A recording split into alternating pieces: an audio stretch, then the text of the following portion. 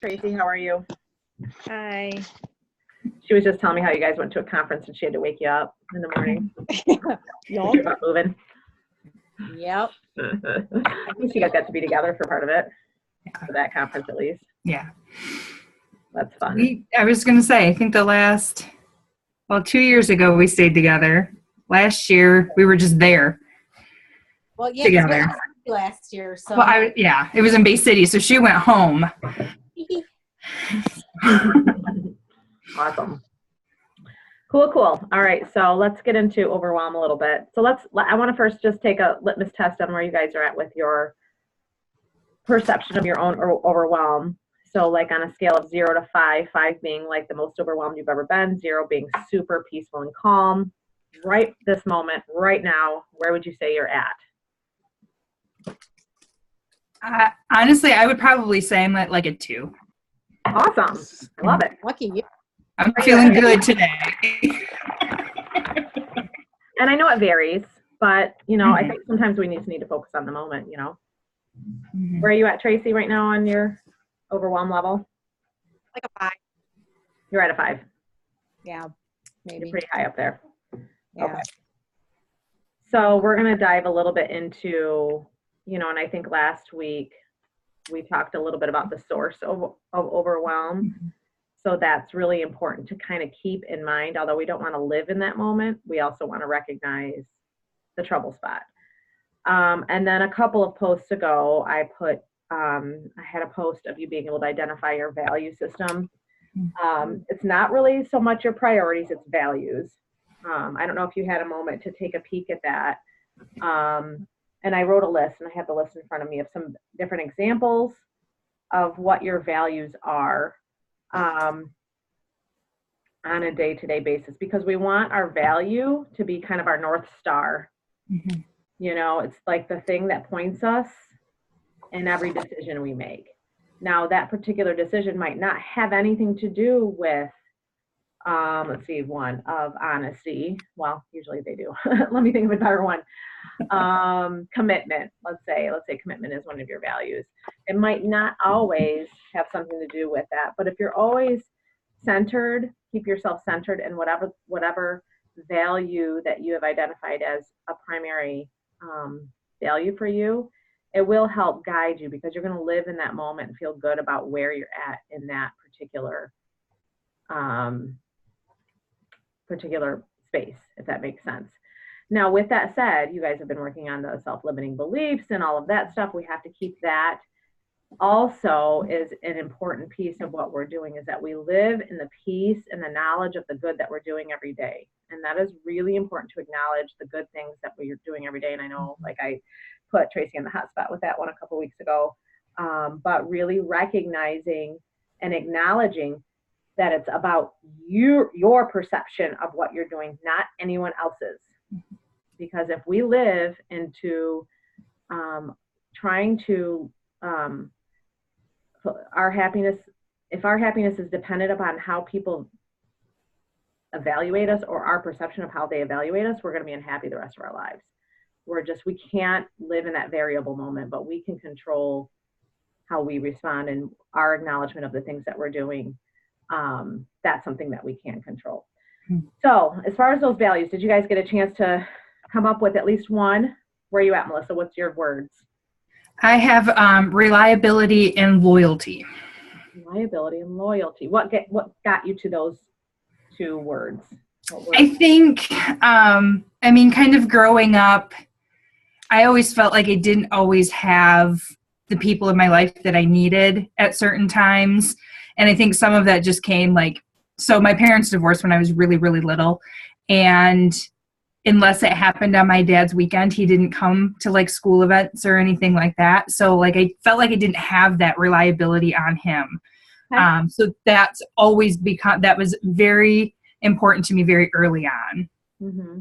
And then just loyalty, whether it was, I'm kind of similar, friends and family, not always being,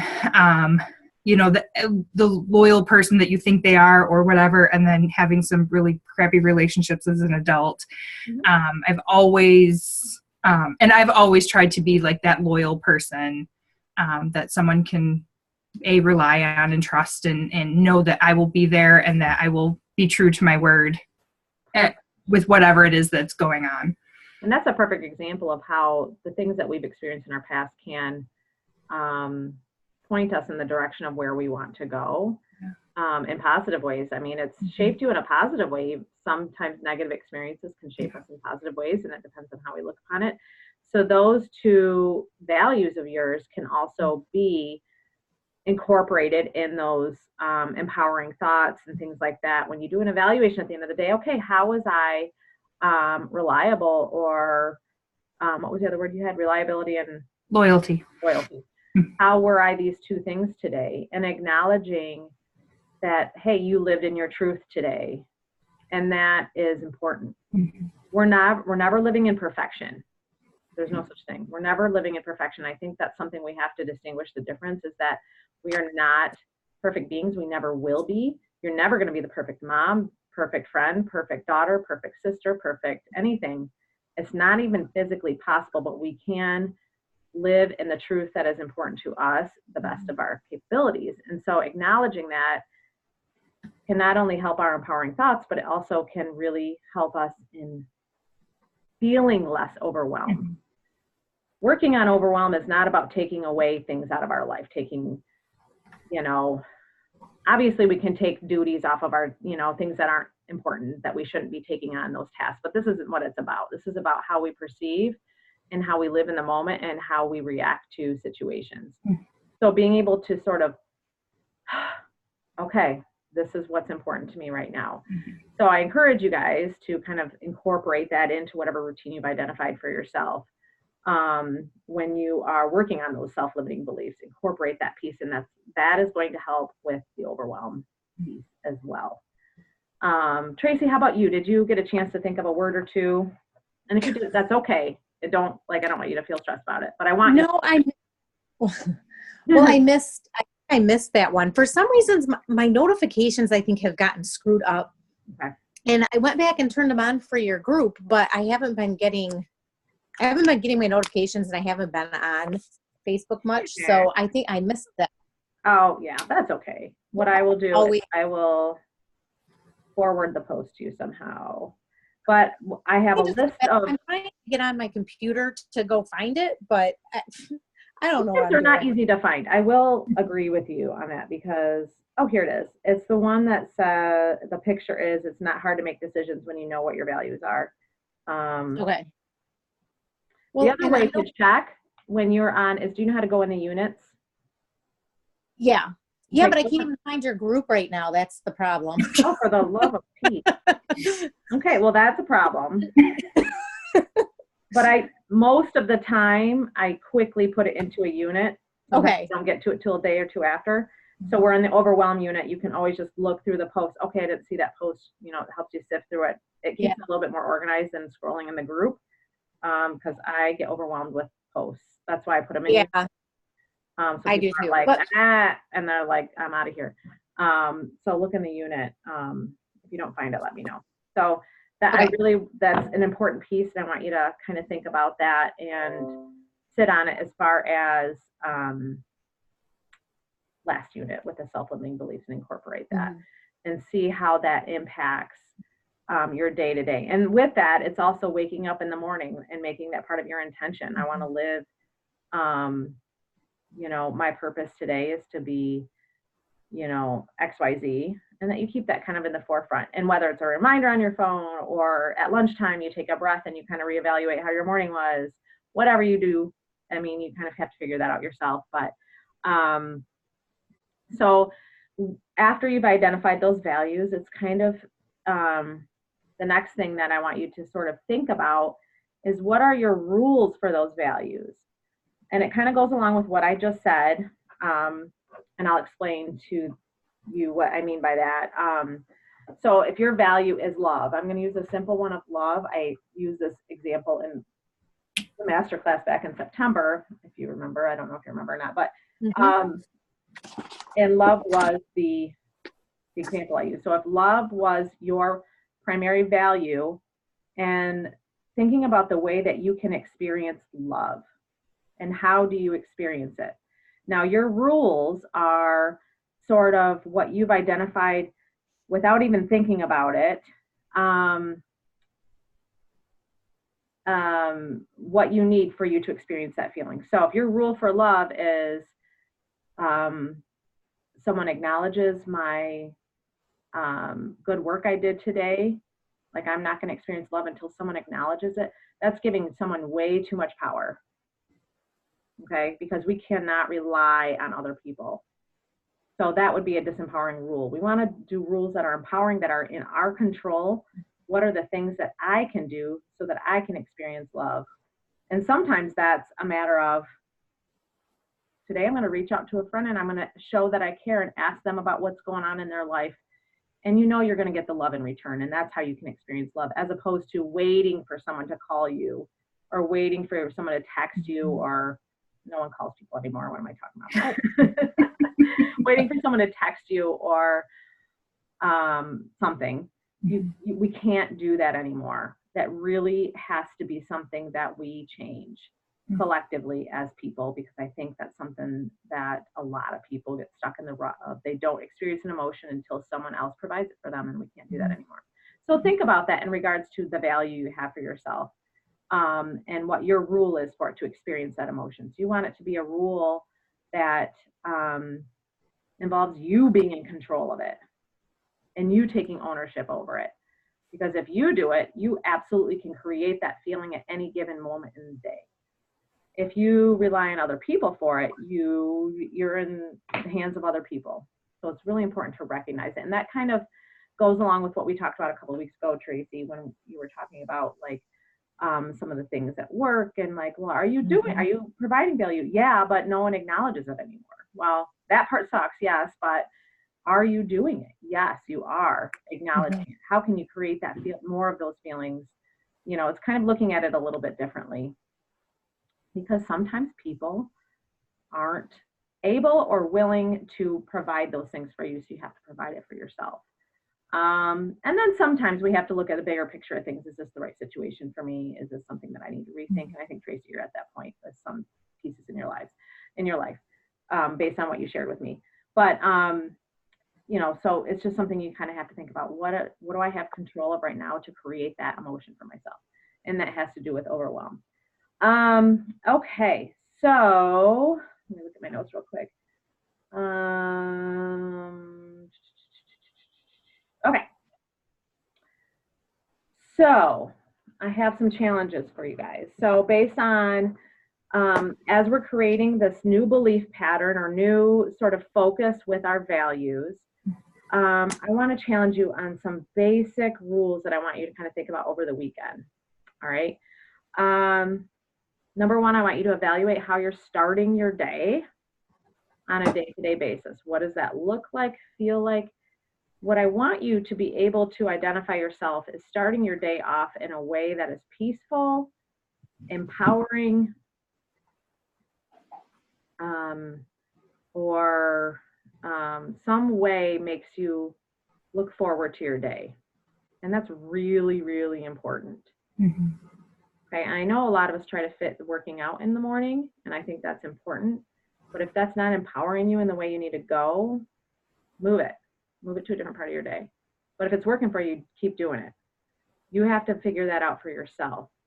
For me, most of the time it includes working out. Some mornings I'm like, it's not going to do it for me. I need to sit down with my cup of coffee. I'll read a devotional. I'll read a personal development book. Like, that's what my body and my mind needs that day to be able to get my foot started on the right pattern. So you have to identify for yourself. That has to be your first priority every day. Now, there's days you have to wake up really, really early and you're not going to be able to fit those things in. But I really want you to kind of think about that a little bit. How can you start your days off on the right foot? Okay. And that's going to set the tone for the day. I know it's not rocket science, I'm telling you right now, but it's really important. And it's like something you have to really think about. Okay. The other thing is recognizing when you start your day, kind of taking a full body inventory. What am I experiencing right now? Am I feeling exhausted? Am I feeling already overwhelmed about all the things I have going on today? Am I feeling excited? Am I feeling just beat down, figure out that feeling, identify it. You have to identify that feeling you're experiencing before you move on, because I think sometimes people just feel it and they go on about their day and they don't do anything about it. So let's feel it, identify the feeling, figure out what you're going to do to shift the needle a little bit, and take action with it. Okay, so that's really important. Just labeling that feeling can make a big difference. Okay. Now the second sort of area is, let's talk about physical health a little bit here. I know we all kind of already focus on that. The three of us do already. So, but being really clear about maybe some struggle patterns you're dealing with that's affecting your mental well-being. Are there physical aspects with your health? And I'm not talking about exercise or losing weight or anything like that. I'm just talking about health in general that's impacting your well-being, like too much sugar. I know I sometimes do that. Like, I got to limit the caffeine in the afternoon. That does not help my mental well-being. Am I drinking a bunch of water in the day? I know water really helps me think clear, feel better. My stomach works better. I'm not having crampy, stomach stuff. Am I getting enough fresh air outside? How can I incorporate that more? Am I breathing fully? Sometimes when we tense up, we hold our breath. So really take inventory of those areas. I'm not talking necessarily about diet and exercise the traditional way. I'm talking about the whole self. So kind of take that sort of inventory on yourself. Now let's talk about like your environment. Is the environment you live in, is it inspiring you, or is it dragging you down and making you stressed out? So that it doesn't always, but it can impact your feeling of peace in your own home. Because ultimately we want to feel peace in our own home. We want to feel peace all over the day, but our homes are a sanctuary. So, and if you don't feel that way, where can you start in creating a peaceful, empowering environment for yourself? If you have a place you can go, make it your place. Make it a place where you feel a sense of tranquility or, a place of respite. So kind of taking that inventory. And, and sometimes it might be a matter of you walking in the house tomorrow and just really being able to identify when you walk in, is there certain things that really just get you? Okay, then you're identifying it right there. For me, for example, one thing that helps me, and I've identified this, is I need to have a clean kitchen when I go to bed at night. And the next day, if I don't, it really creates a little bit of tenseness in my chest and makes me feel overwhelmed. And it's kind of a silly thing. I know a lot of other women feel this way too, but my kitchen gets messy really fast because of the kids, and I have 7 people living in my house. So I've made that a priority. Like, I will just do this, and it really helps the next day, starting the day off fresh. It's just something I've made very clear to myself. And if I miss a day, I really pay for it, because then I'm like, I don't like it. So think about how you can make your space more empowering. And then sleep.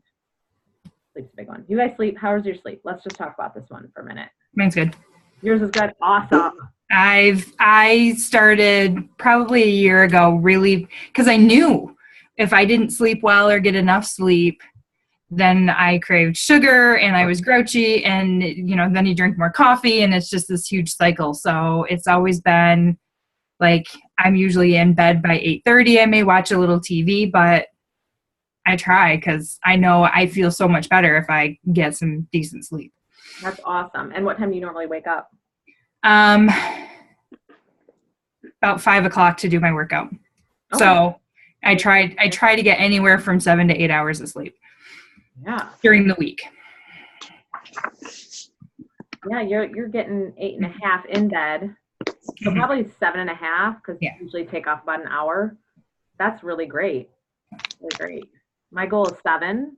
So if I hit over 7, I'm excited. According to my Fitbit. Now in bed time, because I don't know if you guys pay attention to this stuff, but oh my gosh, it makes such a difference.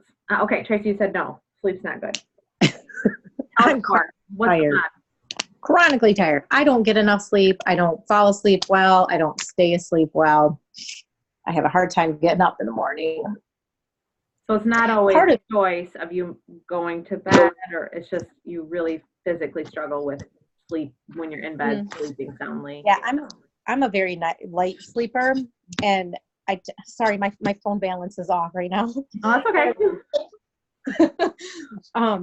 Yeah, I'm a really light sleeper, and you know, I have kids now. Well, one of them, that's the age where he tends to stay up later than we do.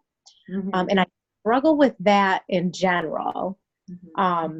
But so then, like, we make him go upstairs when we go to bed, but then I hear him. So like I could fall asleep, but then he's getting up to go to the bathroom, and then I hear the dog jump off the bed, and then so I wake up a lot, and it's hard to sleep.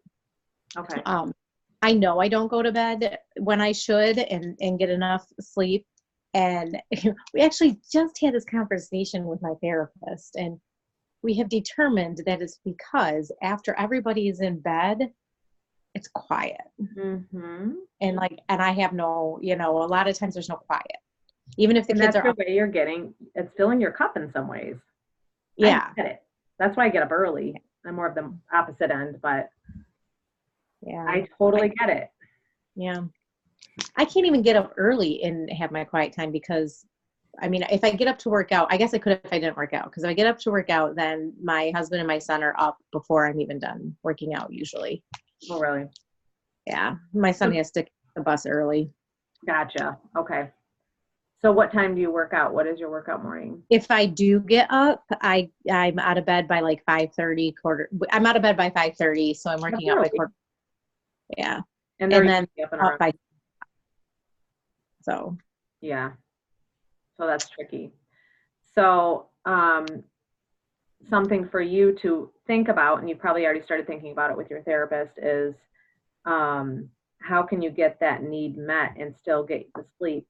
And it sounds like you kind of have to investigate how to have more restful sleep, because we can't just fix that by you go to bed at X time, and sometimes it doesn't work that way. I know that too, because sometimes I have struggled sleeping too. I wake up a lot in the middle of the night. Just because stupid turning 41 sucks. But anyway. Well, that too. The hormones, I mean, I swear in my 20s and 30s, I slept like a baby. And then I hit 39, 40, 41. I'm up like 5 times a night. Just up, down, up, down. So for me to get my 7 hours, sometimes I have to be in bed 8.5, 9 hours, which sucks. Yeah. But I have to put Wait till you start getting flashes. What's that? Wait till you start getting the hot flashes. That's what. Are you getting those already? Oh, yeah. Yeah. I didn't think you were old enough for that. I'm 42. Huh. You're getting them already? Yeah, I'm early. I'm right behind you then. Huh? I'm right behind you on that then. Ugh. Well, you know, my mom, you know, I talked about it with the doctor and all that nonsense.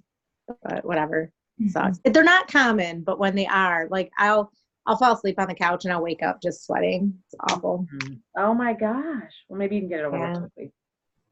That's what that probably has impacted your sleep too, because that, you know, so some of it you cannot control. Right. So that time at night matters to you. You like that peaceful time. I do. So, and that's okay. And I think there's nothing wrong with that, but figuring out a way to get sleep on the other end, maybe shift your workout. I don't know. I mean, there's some logistics you got to figure out, but that need to have some peace and quiet is important to you. And I completely relate to that. I get it. And I think you have to fill that need somehow, and you might keep it that way and be okay with it, but you do need to get some sleep. You know, you've got to figure that out somehow a little bit differently. So out of those questions, was there one that popped up that was like, whoa, I need to fix that one when I asked those questions? Obviously sleep for you, Tracy. You got to figure that one out. I think for me, actually, like you said, putting a name to the feeling. Because sometimes I'm just like, I don't know, I just don't feel good. And I just don't even take the time to figure out what it is and what's going on. And then I just don't feel good, and I just kind of try and get through it. So, right. And sometimes when we don't identify it and then we don't fix it, it can lead to unhealthy patterns of behavior, whether it's overeating or it's just being a grump or it's being like, I can't think of some other things. I don't know. Both of what you just said. Yeah. I mean, I think I said those things because those are the things I do. Yeah, but, I do. And so I've just irritable. Irritable. Yeah. And sometimes for me, it's I'm tired. If I don't get enough sleep, it leads to a negative feeling. And then that feeling leads to either overeating or just being snapping at my family. And so when I go back and identify, okay, first of all, I am tired right now and I need to address that and then take care of that. So identifying the source of it. Now you might wake up and has nothing to do with fatigue. It has to do with you have a stressful meeting coming up and you are feeling anxious, but you just feel crappy all over. But identifying like, okay, what is going on here? Oh, I'm really nervous about this meeting. I'm feeling XYZ because this could happen. And so just kind of thinking about that feeling of anxiety. Okay, how can I address that right now? And so kind of doing this mental talk through in your head, and maybe you have to talk it through with a friend or whatever at times, or a spouse. Sometimes that can be helpful, but generally it's a quick check-in on yourself. This is what I'm experiencing right now. This is how I'm going to take care of myself right now. What I'm going to do for myself right now to take care of that. And maybe it's just giving yourself a little more TLC in the morning. Maybe it's swinging through Dunkin' Donuts and having a really great coffee and being like, you know what, I've got this. I'm good. You know, maybe it's taking a little extra time in yourself or your empowering beliefs pattern or whatever you've got going on. So that's really, really important. I think a lot of people skip through it because they're just like, I'm just mad, I'm angry, whatever, but they don't do anything about it. So we have to be able to identify the source of it and do something about it. Any other questions that popped up for either one of you that you know right off the bat without even have to think about it is something that you could make a shift in? For me, it was the environment. Like I hate my house. Okay. Well, I guess I should, sorry, I got notifications coming. I don't hate my house, but it's just, there's no place for anything. Okay. Our basement's a hot flipping mess. Like it is a disaster zone, like probably fire code hazard in my basement. And because it's just walls, you know, and my husband's building a bathroom down there. Everything is just a mess. Like it's just all a mess. And I feel like I have no space for things. And so when we try to clean and straighten up, I have nowhere to put things. And then things just pile and get shoved over here and shoved over there. And I hate that. I hate it. Do you need to declutter and sort of I need somebody to come over and like organize my closets and like fix my house. And it sounds like you need an empowering space for yourself that's like your zen zone. I do. Do you have like any rooms? I can sense that you're in a bedroom right now. Yes. And like my bedroom's a mess and I hate it. Okay. Is there anything? Yeah. We don't have right now until we get our basement finished. We don't have an extra space. Okay. Well, it sounds like that's something you're working on, but you also need a place that you love, you know, maybe it's your bedroom. No, it's not my bedroom right now. Is it the clutter? Is it the way it's decorated? Is it the way? It's the clutter. It's the clutter. Okay. We just don't have any, like my husband has all his stuff piled up over here that doesn't have a home, but that he needs to have access to and get to. I have stuff piled up in corners over there. Now that mess over there is my fault because I just throw my clothes over there because I just threw up my hands and said, I don't care. That's what my laundry room looks like. I don't know if you've ever seen any of my posts about that, but my laundry room is crazy. Yeah. And I've just let it go. I mean, I've just accepted it now, but, and figured that's not a thing I want to stress about. Is it a thing where you need to get rid of stuff, or is it just truly you don't have enough space in your house? I think it's truly like for the bedroom aspect, I think it's truly, I just don't have a place for anything right now. Okay. I really do. Like in our, you know, before we moved here, we had like a little office area and, you know, so a lot of the things that are like on my dresser right now and stuff would have been in the office area and in the desk. So we just don't have a space like that right now. Gotcha. So you guys got to get that basement done, which is that happening in the horizon? What's that? Is that happening in the horizon? Well, my husband works 2 jobs, so it happens when it can. Yeah. So right now we have to finish. We're almost done with our bathroom that's going in down there. And once that's done, then we can drywall and put in the floor for the rest of the space, and it'll be done. Okay, awesome. So you don't have a ton of control about it right now. You're in the process of handling that. But the things that you can control is, I mean, do you have a space where you have your own me time, like nighttime when kids are in bed or whatnot? Do you just hang out in the bedroom? Do you go into the family room? Yeah, it's our living space. Yeah. Okay. Our house is kind of small. Yeah. And there's nothing wrong with that. It's just like you want it to be cozy and comfortable where you feel calm and relaxed. Yeah. So that's just something to think about. How can you make that happen, even though right now it's not ideal? What could that feel like, look like? Sometimes it's, for me, it's a coat of paint on something. And it shifts me a little bit. Now my space is my office, which in my old house, we had no space in my old house. And certainly didn't have an office, and certainly didn't have, so I had to figure out a makeshift situation.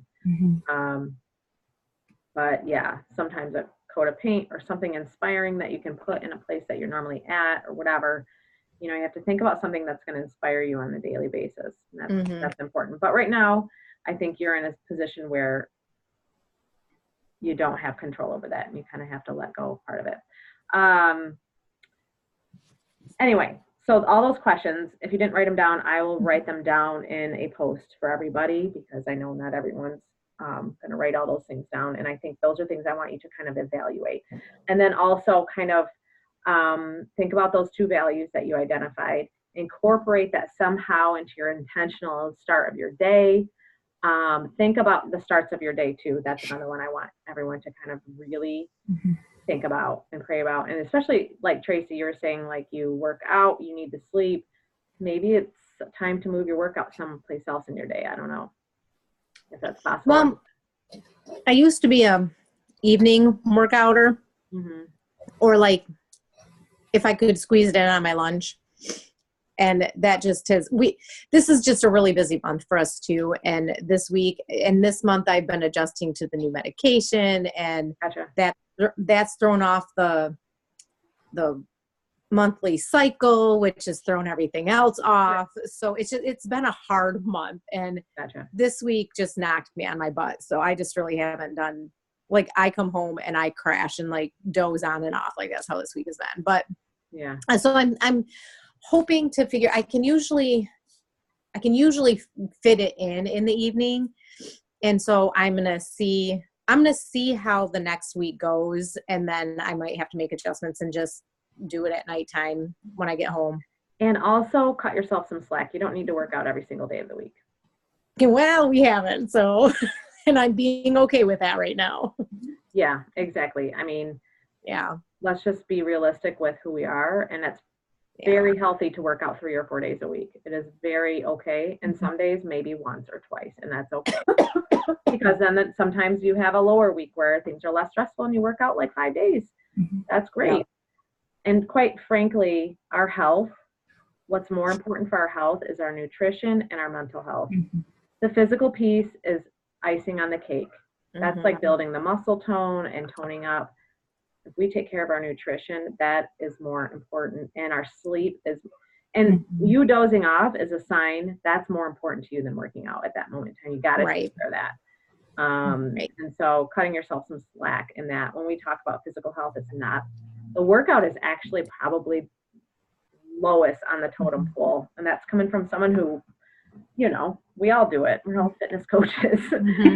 But it really is. And giving ourselves some slack and giving ourselves a break, and just tightening up like how we're taking care of our water intake and the veggies we're putting in our body, and you know that makes a difference. And just I'm going to plead the fifth on all of that as I snack on my Lucky Charms.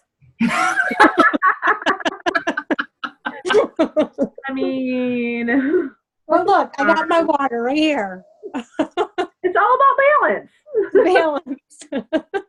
It's all good. Nothing's perfect, right? Remember that? I said That's right. nothing's perfect, and we got to treat ourselves and give ourselves some grace. Period. It is what it is. All right. So, any other questions that you want to chime in on? Melissa, you're good on. How about what's your mornings like? You work out in the morning. Mm-hmm. Do you have a solid routine going on in your morning? Yeah, for the most, well, except for the last 2 weeks, but yes, I usually, and for me, the workout is more, to keep my lungs strong and healthy so that I don't end up at urgent care or the hospital or whatever, especially when the seasons change like we're going through right now. Gotcha. With my asthma. So anything that I can do, I try to do it. But the last 2 weeks it's been, I need the sleep because I've just been running like crazy with being gone, with having conferences. They're super long days. So that's what I've been doing this week. For sure. And is there a way that you can incorporate some sort of, in addition to your workout, to intentionally kind of do a self-check on how am I doing today? What can I do to take care of that need? You know, maybe it's a few minutes of personal development, whatever it might be. Grab a good book that you do literally 5 minutes of reading a day. Yeah. Maybe less even some days.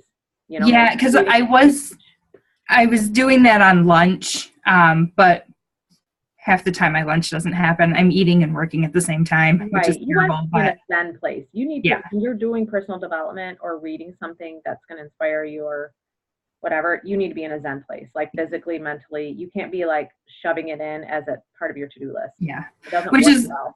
Yeah, which is why I stopped trying to do it at work. It was always, it was that midday like mood booster that I needed to get through some of the crap that was going on at work.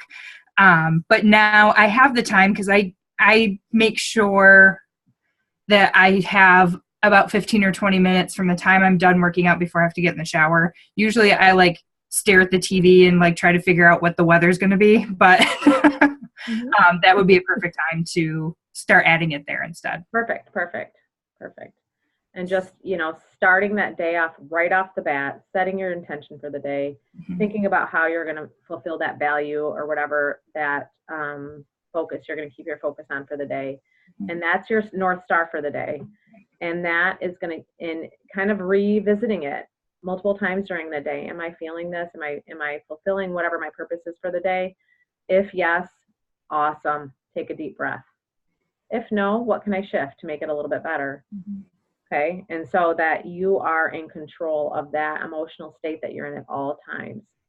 And that can go with like parenting or, you know, what is the primary feeling you're looking to at being a mom? You know, what is something that you value as part of being a parent? And that might be your North Star when you're at home, and maybe you have something that's a little different when you're at work.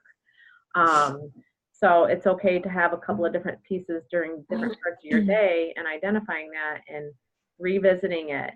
And also recognizing I'm not perfect, but I am working my tail off and I'm okay. I'm good with that. Like, I feel good. And saying that to yourself in your mind, like, I'm good right now. I don't need to feel overwhelmed, even though sometimes I'm living with my husband's stuff piled to the ceiling or whatever, you know, like Tracy was sharing, or whatever it might be. Like, I can create that place for myself. So that's something to kind of really think about and incorporate. So. All right, that's what I have for you guys today. I don't know if you have anything else that is on your mind or anything I can support you guys in other than what we've talked about. But I want you to really spend some time thinking about those things and what can you tweak. And then I'll revisit with everybody in the group on Sunday, like how are things going? Did you make a couple of tweaks in some areas, and how is that going? And is it something that's doable?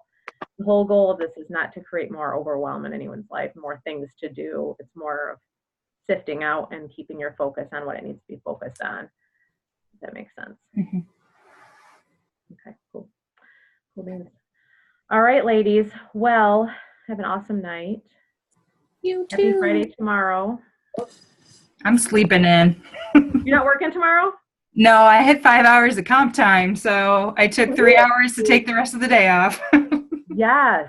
Good for you. So you Yep. can kind of just recalibrate tomorrow. Yeah. Awesome. Oh, nice. All right, cool. All right, well, you have a good night. I will check in with you guys Sunday, and yeah, I'll talk to you guys soon then. Sounds good. All right, Sounds bye, girls. good. Thanks. All right, Night. bye-bye.